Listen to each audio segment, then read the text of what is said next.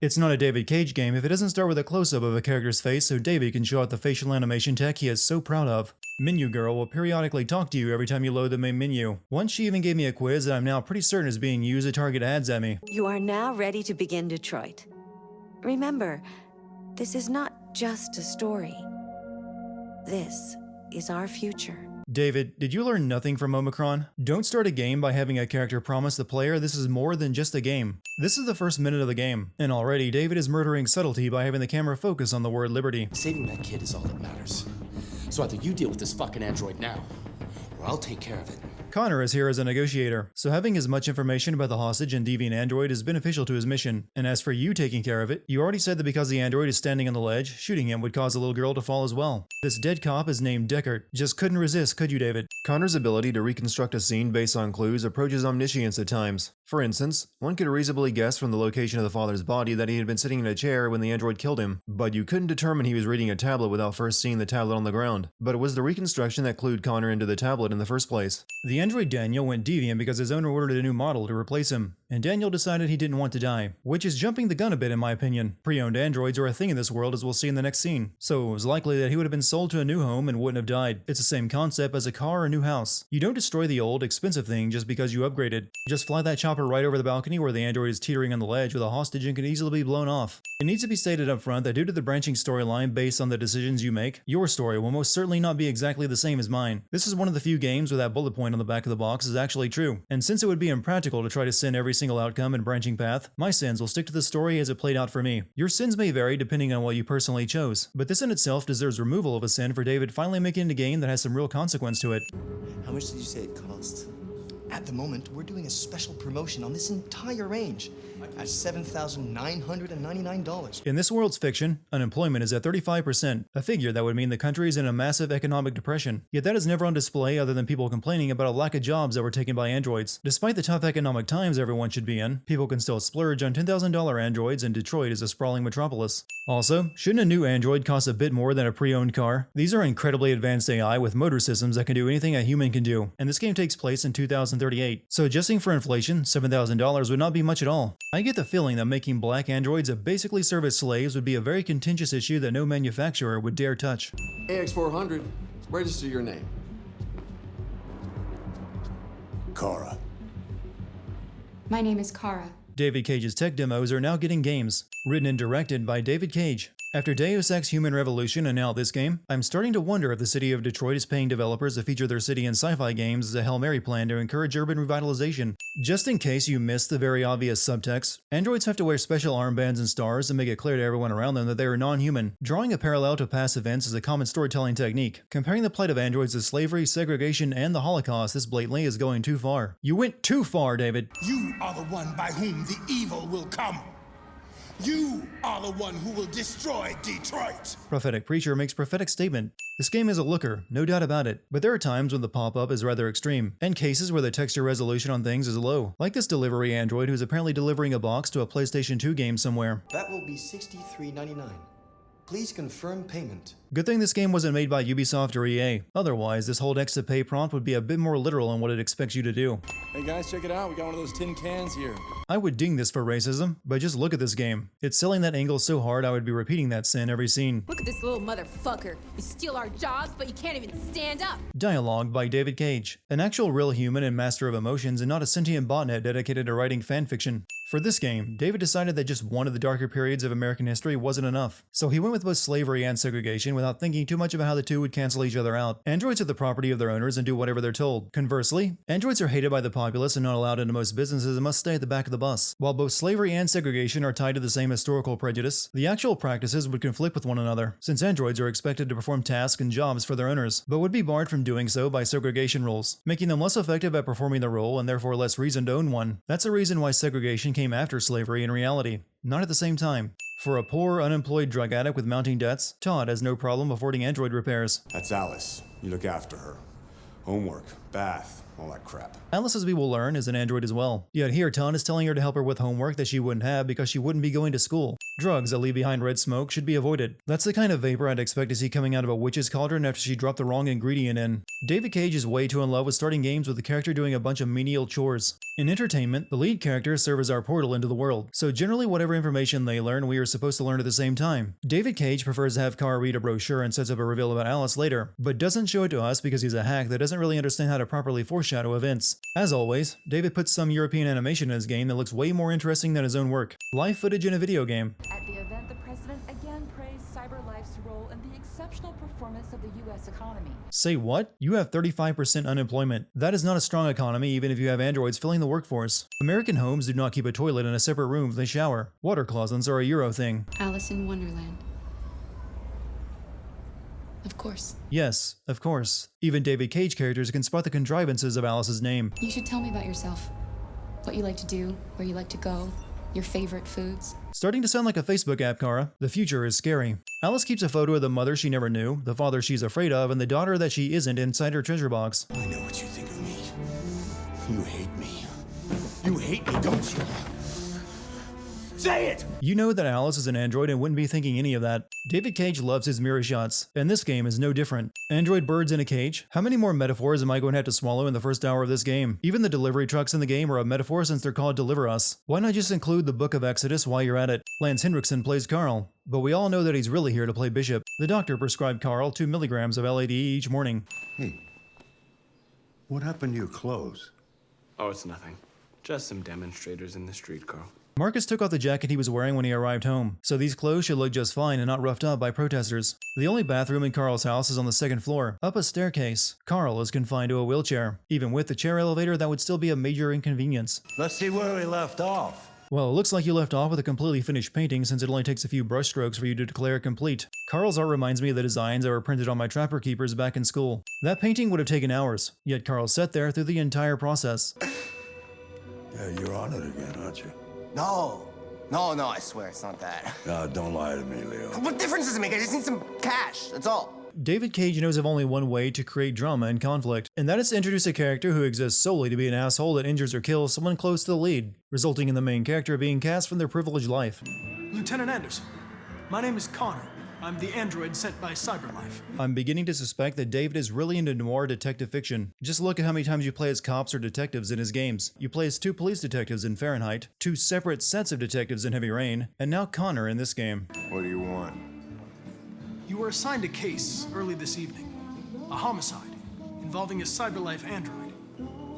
In accordance with procedure, the company has allocated a specialized model to assist investigators. A massive technology company can just place their androids into the Detroit Police Department to assist the cops? Where have I seen that plot before? I'm beginning to suspect David has something against fat people. Nearly every time they appear in his games, they are terrible people who abuse, rape, and kill others. Red ice, the drug so many are addicted to, has the same molecular formula as cocaine despite not being cocaine. The deviant androids worship a figure called RA9. Technically, the game never actually reveals who or what RA9 is, and leaves it up to the player to decide. I personally think David Cage put it in because he thought androids finding religion would be a cool concept, but then couldn't figure out what to do with it. Broom closet jump scares are the absolute laziest variant of jump scares. And how do you even startle an android? It doesn't have the same flight or fight response that makes humans jump when startled. Carlos's own android killed him after he attacked it with a bat. After that, the android hid in the attic for 3 weeks and is still here. The police never bothered checking the attic before Connor and Hank arrived. Securing the premise and making sure the perpetrator isn't still on the grounds is the first thing they would teach you in crime scene investigation. Todd didn't bother telling Kara that she doesn't need to fix 2 plates for dinner since Alice is an android and can't eat human food. I lost my job because of androids. You were a cab driver. You lost your job to autonomous vehicles. Not exactly the same as androids. Not the life you dreamed of, eh? Maybe you think this is easy. Maybe you think it's my fault we live in this fucking shithole. My fault your fucking mother took off! Again, not your actual daughter. If you have to lie this much and have characters say stuff that makes no sense in retrospect, the twist isn't worth it. Despite this game putting Kara front and center in all the marketing, her part in the story is the most inconsequential. Not that it's bad, it's fine on its own. But with the way Connor and Marcus' story is tied together and what they have to deal with, Kara running away with Alice has almost no impact on the overarching goal of freeing androids. Perfectly timed bus is perfect. Did you leave the light on in the studio? No, I'm sure I didn't. I would expect an android to have the kind of memory where the phrase, "I'm sure I didn't," would never be necessary. Marcus, Don't defend yourself, you hear me? Don't do anything. You shouldn't even have to tell your android that, since they're not programmed for violence. They'll destroy you, Marcus.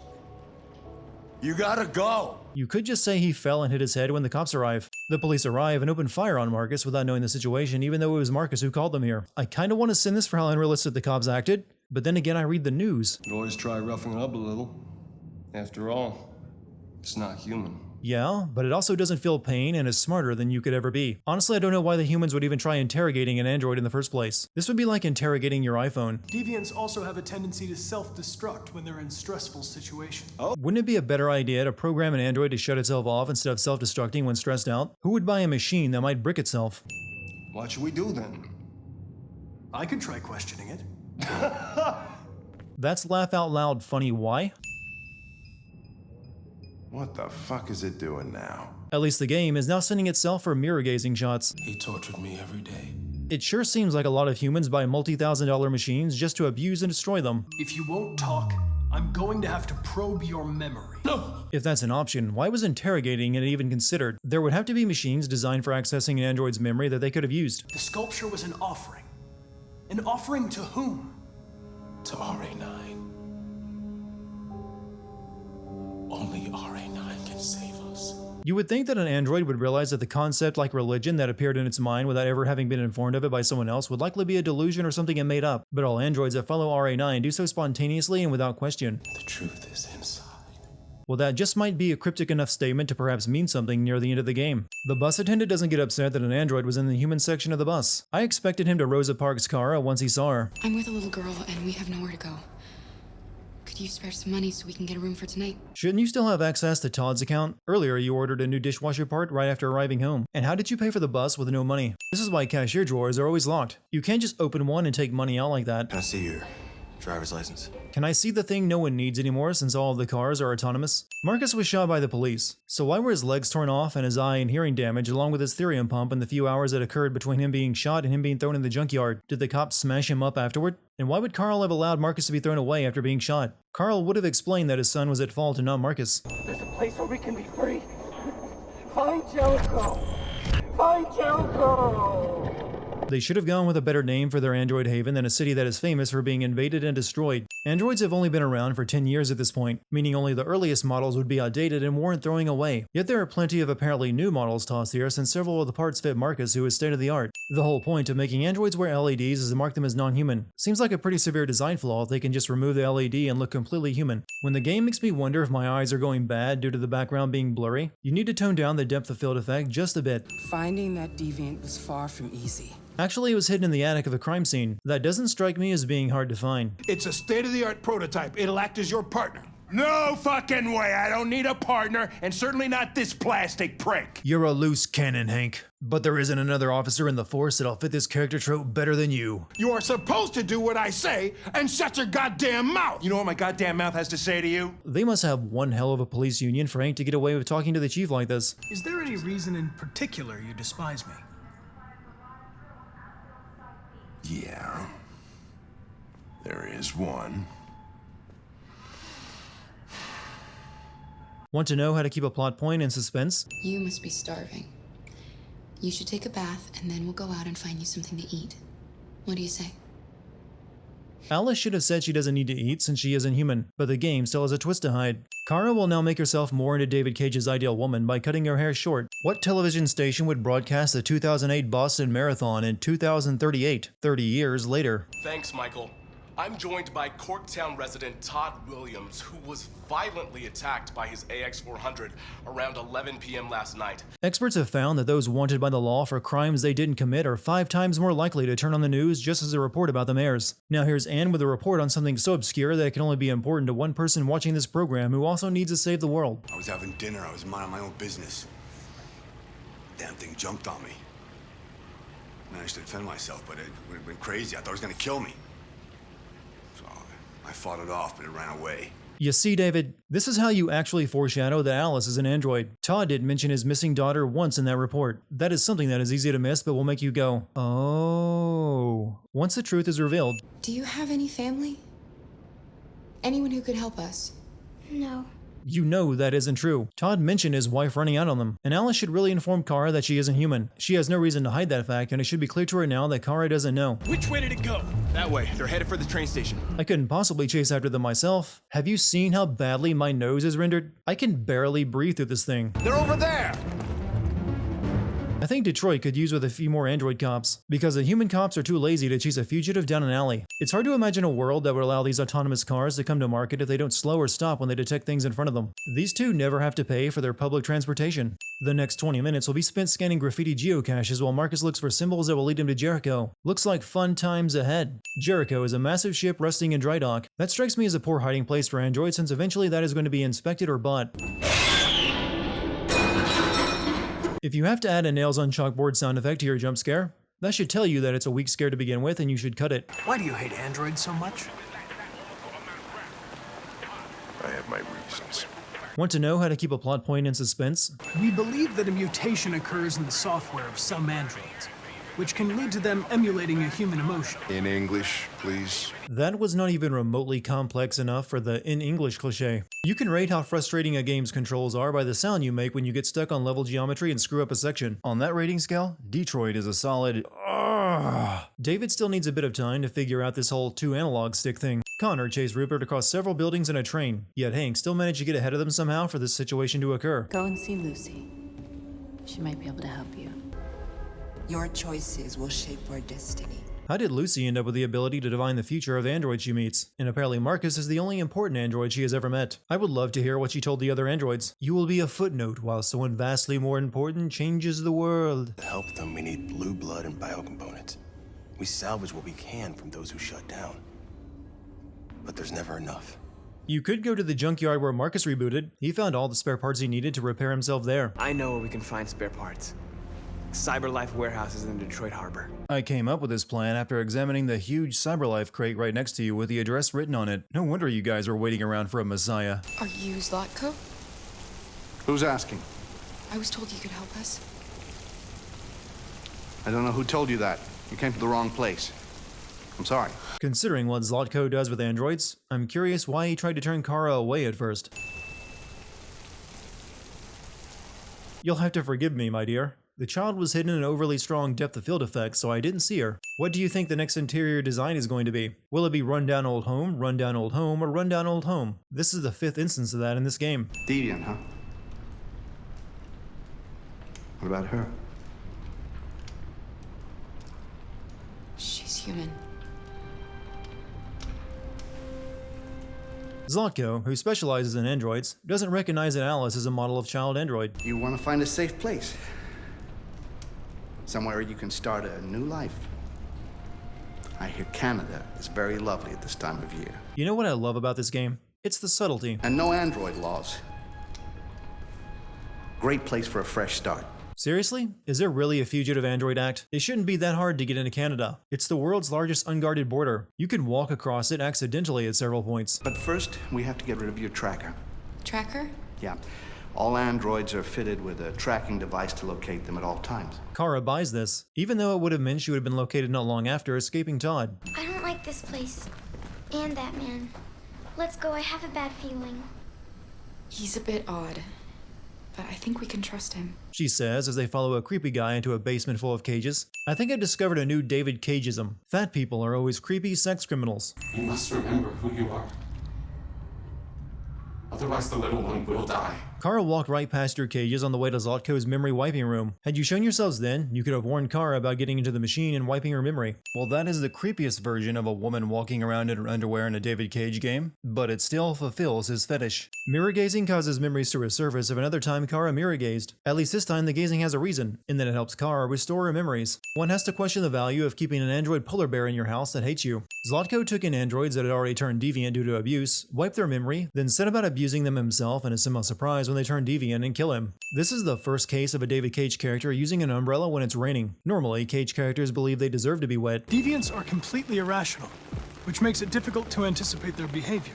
Deviants are no more irrational than humans. If you can be programmed to work with and predict humans, the same can be done for deviants. Can David come up with something besides tragic child-parent relationships for his characters? That was the case in Fahrenheit, 2 different cases of it in Heavy Rain, a case of it in Beyond Two Souls, and now this game has Alice and her father, Carl and Leo, and whatever happened between Hank and his son Cole. I understand. It probably wasn't interesting anyway. A man found dead in a sex club downtown. Guess they'll have to solve the case without us.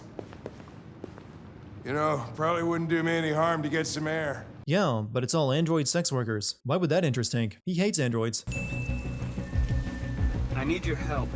Marcus accidentally discovers that he has the ability to free any android from its programming just by touching them. While it's not up there with Lucas gaining Matrix powers in Fahrenheit, it is still never explained why he can do this. What is it about David Cage's work that makes it almost a Rosetta Stone into his psyche? I knew there would be an android sex club in this game before the game ever presented it. I shouldn't be able to predict one man's every decision just because I analyze his previous games. Even the android strippers, who you can force to do whatever you want, keep their tops on while pole dancing. Once again, a fat guy in a David Cage game turns out to be a creepy sex pervert, and this place is owned by another fat creepy guy. I just want to point out that the sex room has a toilet behind a glass wall. Now, under normal circumstances, I can understand why that exists, but this is an android brothel. The only people who would need to use a toilet are human. So someone wanting more exotic experiences would just be having an android watching them number 2. Can you believe I just sent a game for that? Tell me what happened. He started hitting me.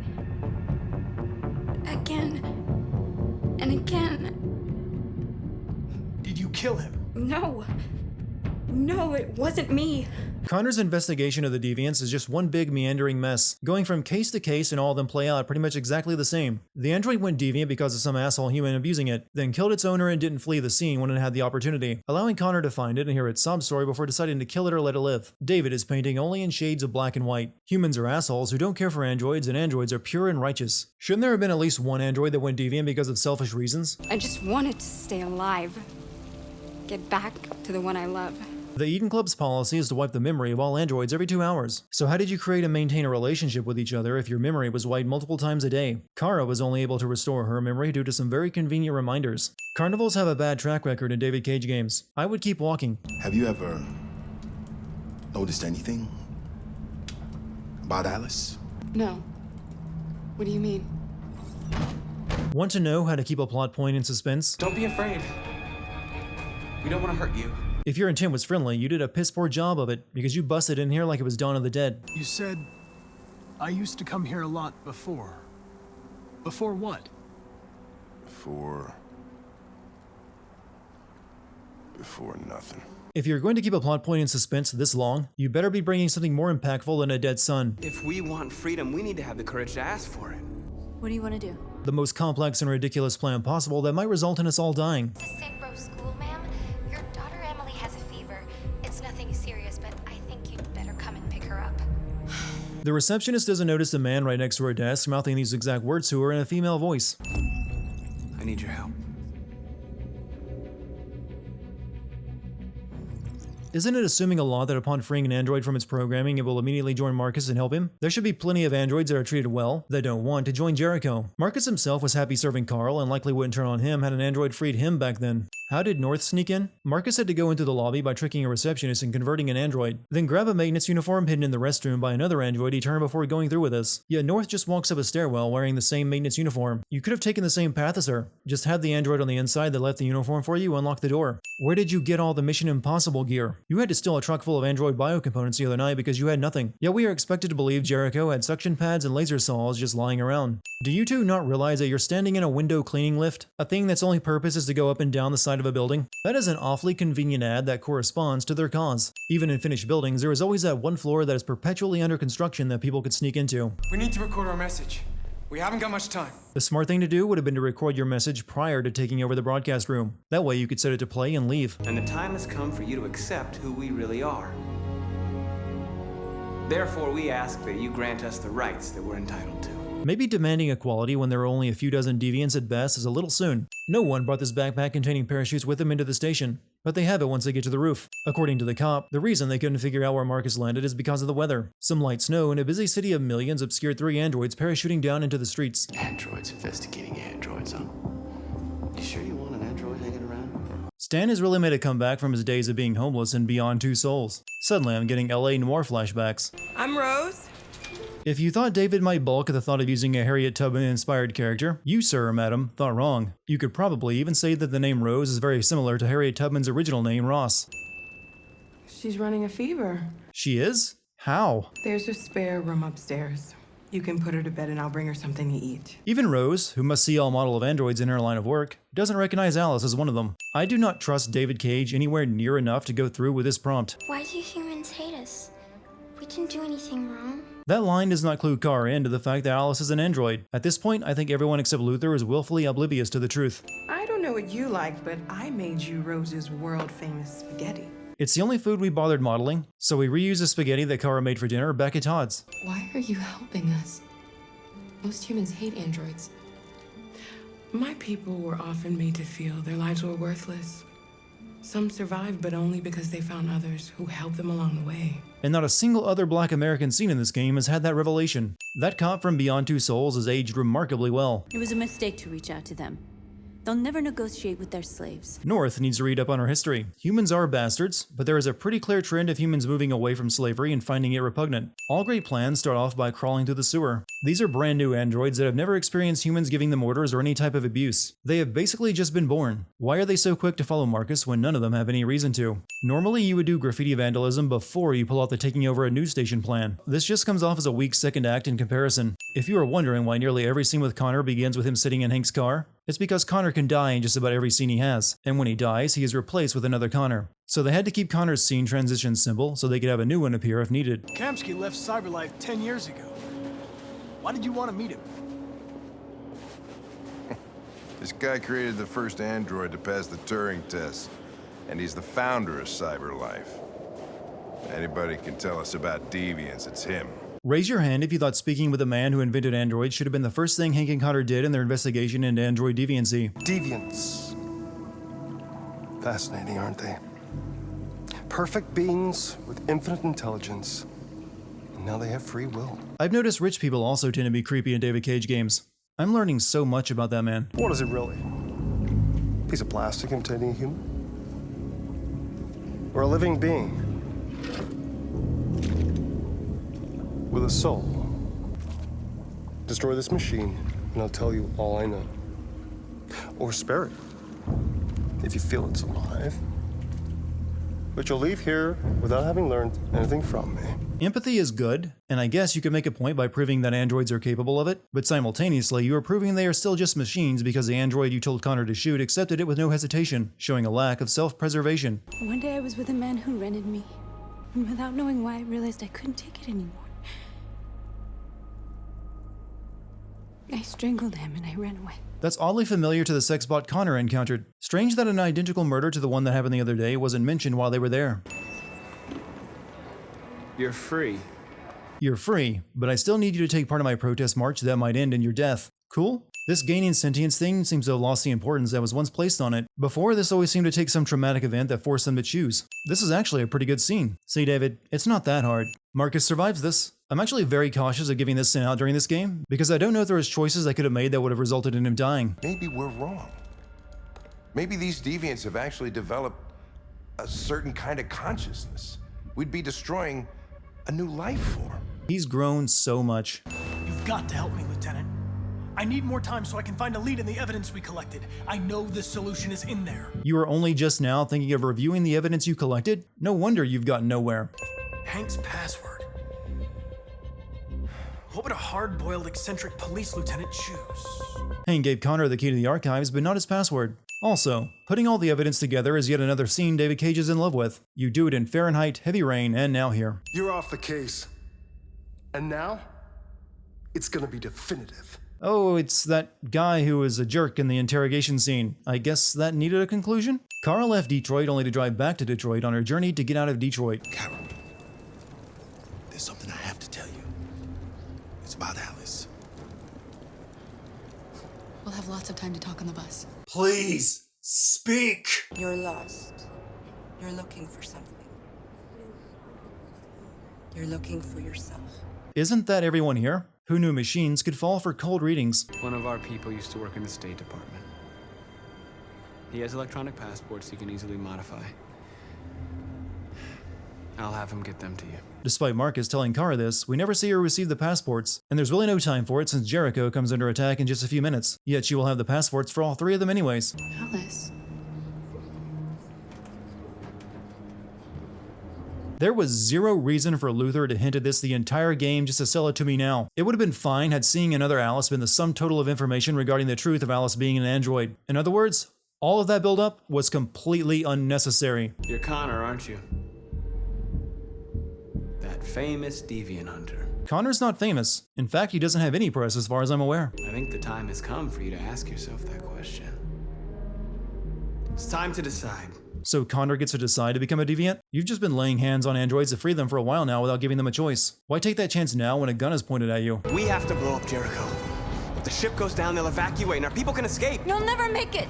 The explosives are all the way down in the hold. There are soldiers everywhere. That's why you have a remote detonator when it comes to explosives. Since you rigged this place to blow with this in mind, you have no excuse besides wanting an action scene. This ship was surrounded by the military, yet Kara and Alice can walk out the front door without anyone noticing. Jericho just exploded, but the FBI agent and these soldiers that were inside it are fine. Carl isn't seeing anyone. You need to leave. I think Carl's medical android is one you might want to reconsider freeing, since it is here to care for Carl, and androids you free tend to leave their posts and do whatever the hell they want. The police know that Marcus was previously owned by Carl. You would think they would be staking out this place in case he returned. I should have guessed they were using me. They weren't using you. That was your objective. You were designed to hunt down deviants. Just in case the Messiah parallels were missed, and I can't see how they could be, here's Marcus rallying his people in a church. Hillary Clinton may have lost the election in reality, but by my count, she's been president in at least 2 video games. Also, President Warren is a weird amalgamation of politics in this game. She looks like Hillary Clinton, is named after Senator Elizabeth Warren, and comes from an entertainment background as a political vlogger. Everything in me screams to send that for being unrealistic, but then again I live in reality. Some say these camps awaken painful memories from human history. How do you respond to that? That's absurd. There's absolutely no connection. Androids are not living beings. All we are doing is destroying defective machines. Explaining away concentration camps by stating that androids are not human will, I'm sure, recall no familiar arguments made by Nazi Germany about Jews. Cyberlife must be located in Canada, because Connor is driving across the river from Detroit to the Cyberlife building, which kind of flies in the face of Detroit being the home of Cyberlife, and Canada has laws forbidding the building of androids. These guards didn't bother restraining Connor before escorting him into the building. Somehow Luther escaped the Jericho despite the fact that he was wounded and still inside it when Marcus blew it up. ID, please. They sure would help the soldiers identify androids if they had something like photos or a register of model types. We've seen that android models tend to have the same face. We've seen other Karas and Alices even. Marcus is going to need a whole truckload of Pepsi to pull this protest off. When did Connor gain the ability to awaken androids? I thought that was exclusive to Marcus. Can all androids do this? Step back, Connor, and I'll spare him. Sorry, Connor. This bastard's your spitting image. Somehow they guessed Connor would return to the Cyberlife headquarters to awaken the thousands of androids there, but left only one other Connor android there to stop him. You got the tickets, right? Yes, honey, in my bag. Great. You've got to be joking, right, David? You wouldn't just have the tickets they need fall out of the bag right in front of them, would you? I just wanted to prove to myself that I was a good father. David Cage gets way too caught up in checking off every little box at the end of his games, or at least all of the unimportant boxes. A reconciliation with Todd wasn't needed and amounts to nothing. What's going to happen to that family and their baby? Will they die because of us? No, why would they? They can just return home. They're human after all. This isn't the last train out of Poland. Get rid of him. We have no time to lose. It's me, Hank. I'm the real Connor. Why don't you ask us something? Something only the real Connor would know. David actually went with a "I'm the real one, shoot him" scene. A scene that is so cliche that it has been done 1,000,000 times and parried 1,000,000 more. My son, what's his name? His name was Cole. And he just turned 6 at the time of the accident. It wasn't your fault, Lieutenant. A truck skidded on a sheet of ice and your car rolled over. Cole needed emergency surgery, but no human was available to do it. So an android had to take care of him. Cole didn't make it. That was so not worth the build-up, mainly because we could all see that coming from the very beginning.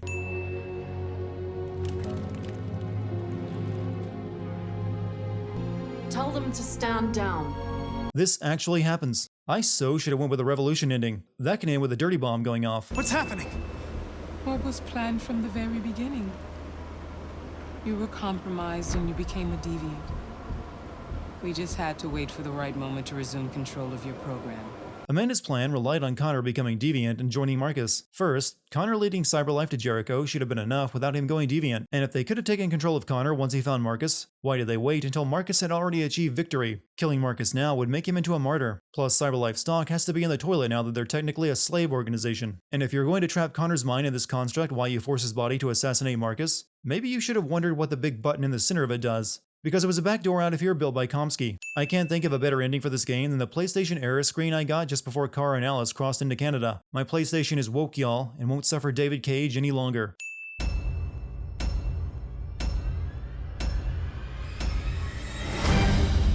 Like tears.